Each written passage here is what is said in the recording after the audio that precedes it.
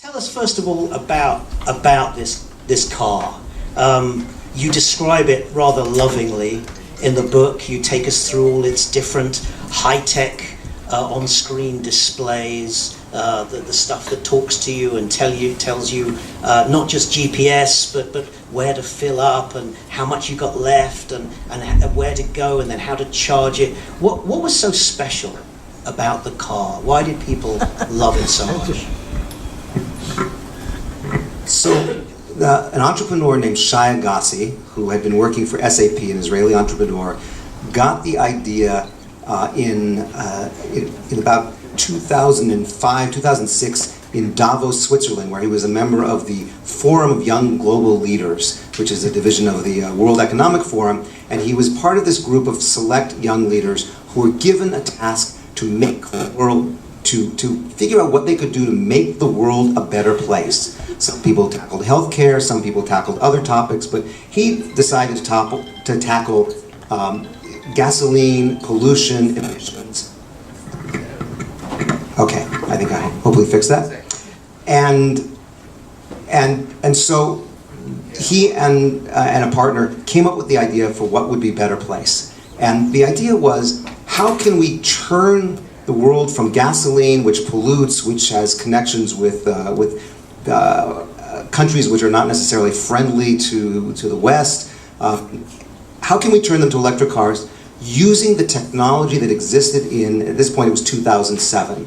And at one point he said in a TED Talk, he said there's no time for a science fair. There was no time to develop new battery technology. There was no time to develop anything more than what existed right then and there. How can we do it? The batteries won't last more than maximum 120 kilometers. That's not going to work. People are not going to buy a car, not going to switch from gas for 120 miles before they have to plug in and charge. And where are you going to do that?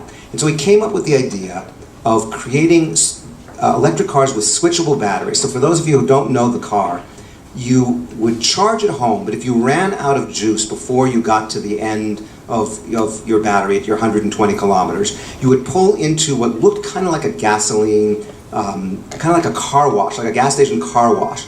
You would go up on a ramp, you would turn the car into neutral, the car would be raised up a little bit on a platform, a robot would come in from the switching station, it would take out your spent battery, push it into the switching station, bring in a brand new recharge battery, put it back into the car, and in 5 minutes off you would go and you could drive another 120 kilometers. And that was a solution for driving and converting the world to electric cars in 2007. And in addition to that, there was all kinds of cool technology that told you, how many kilometers you had, where the nearest switching station is, where the nearest charge plug was. There was all kinds of wonderful things that allowed you to drive anywhere in Israel. You could go from the Golan Heights to Eilat entirely on switching batteries. And Shai Agassi did that once in August of 2012. He tweeted all the way from the Golan to Eilat. We did it once. We went actually Jody did it, went to the Hula Valley. I think it took her 3 or 4 switches to get there, each switch taking 5 minutes. You have to pull in. But she was happy to do that because she was helping make the world a better place. That's what the car did.